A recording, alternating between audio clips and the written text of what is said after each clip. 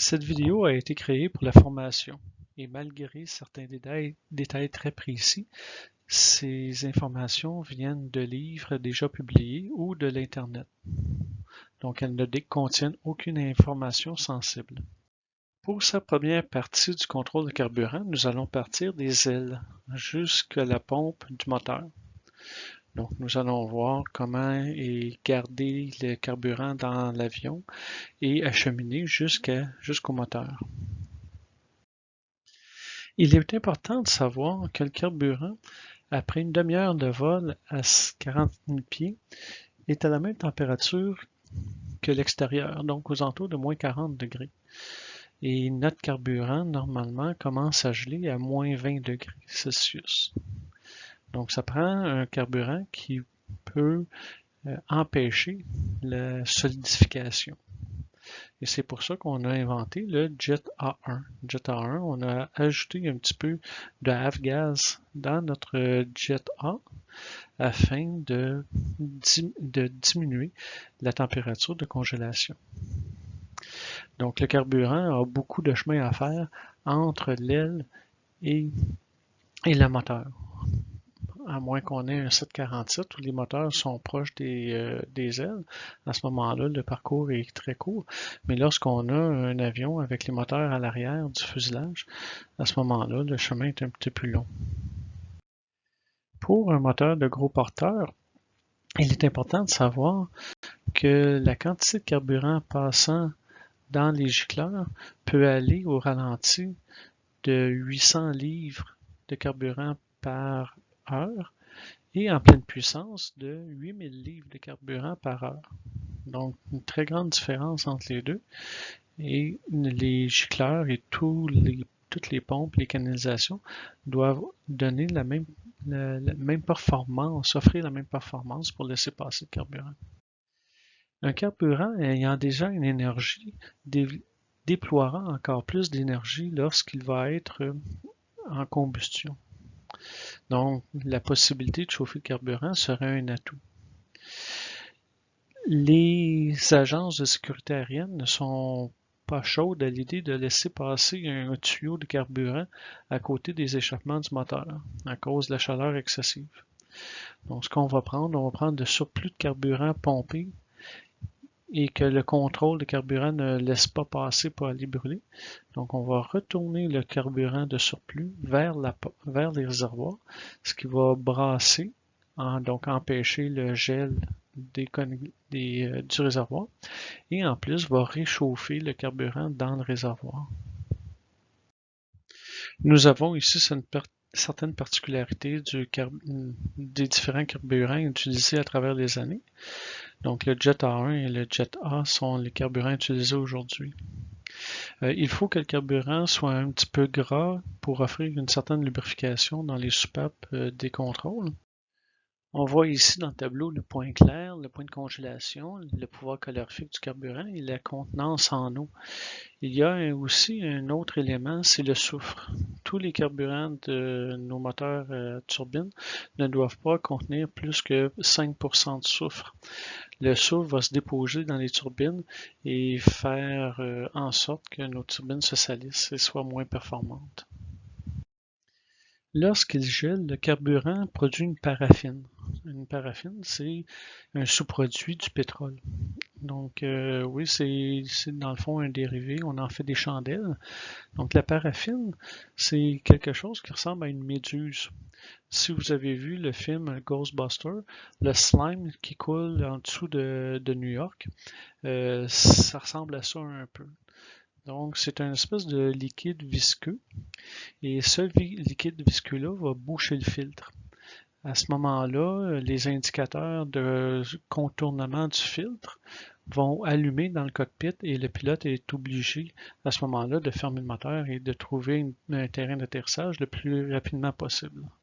Donc pour éviter ça, on va faire en sorte de réchauffer notre carburant directement dans notre réservoir de carburant. L'utilisation d'un carburant plus pesant fait en sorte que notre point éclair est plus élevé. À ce moment-là, lorsqu'il y arrive un accident et que le carburant rentre en contact avec l'asphalte et avec des flamèches, ça prend plus de temps avant de produire, ça prend une plus grande énergie d'étincelle pour produire la chaleur afin qu'il brûle. Donc c'est moins dangereux lors d'un atterrissage forcé avec un déversement de carburant que le carburant prenne en feu. Ici, c'est un petit exemple. Cessna a perdu 2 ans avant de pouvoir sortir son avion d'affaires pour un litige entre la FAA et la compagnie.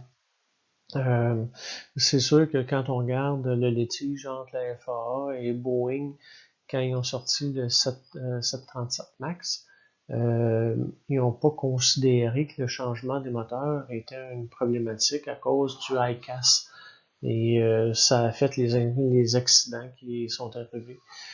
Au point de vue de Cessna et la FAA sur le litige qu'ils avaient, c'est tout simplement une interprétation des écritures dans dans la réglementation de la FAA.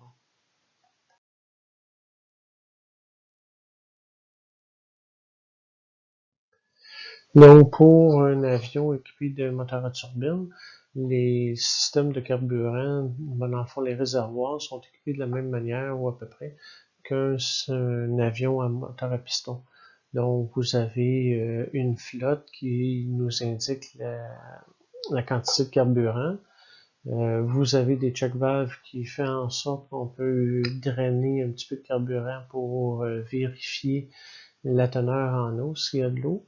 On a aussi des plus grosses check valves qui permettent vraiment de purger les réservoirs si jamais on doit rentrer l'avion dans notre hangar. Donc, on a des ventes un petit peu partout, là, des prises d'air pour permettre le carburant de s'échapper des réservoirs pour aller vers le moteur. Donc ici, c'est un fait intéressant. Dans les réservoirs des avions d'aujourd'hui, on va mettre une pompe à jet. C'est quoi une pompe à jet? Ben, c'est tout simplement un tuyau qu'on voit à notre droite, donc from boost pump. Donc ça vient, dans le fond, c'est la pression de carburant qui n'est pas utilisée par le moteur, qui n'est pas brûlée, mais qui a passé à travers les FCI. Donc c'est une quantité de trop. La pompe du moteur va tout le temps pomper plus de carburant que nécessaire. Donc ce surplus de carburant-là va être utilisé pour envoyer dans une espèce de flûte. Cette flûte-là a la particularité d'avoir un trou qui, on voit ici, c'est suction line, donc c'est dans le fond du réservoir de carburant. Donc ce trou-là va tout simplement, à cause du phénomène de Bernoulli, donc on a une succion à travers un orifice, va aspirer le carburant du réservoir et l'envoyer vers la sortie. Donc on peut utiliser ce carburant-là pour cette pompe-là, c'est-à-dire pour envoyer carburant à notre moteur. C'est beaucoup utilisé, pourquoi? Parce que ça fait en sorte que le carburant se brasse, bouge dans notre réservoir, qui enlève la possibilité ou qui diminue la possibilité de gel du carburant. Et ça fait en sorte de ne pas mettre une pompe électrique dans notre réservoir de carburant. Donc, au point de vue sécurité, c'est un petit peu mieux. J'ai ajouté ce schéma de moteur à piston, du circuit de carburant du moteur à piston, simplement pour pouvoir comparer avec le schéma des turbomachines. Donc, à la page suivante.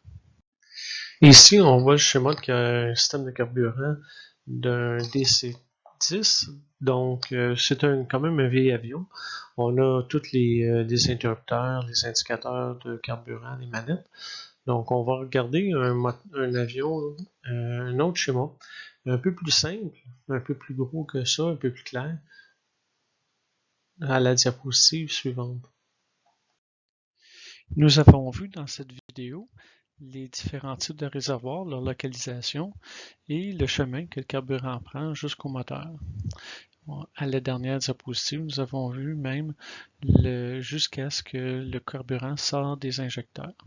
Nous avons vu aussi certains contrôles ou indicateur d'information que le contrôle de carburant a besoin pour bien aménager la bonne quantité de carburant lors des différents changements de vitesse ou de force que notre moteur a besoin pour les différents stades de vol.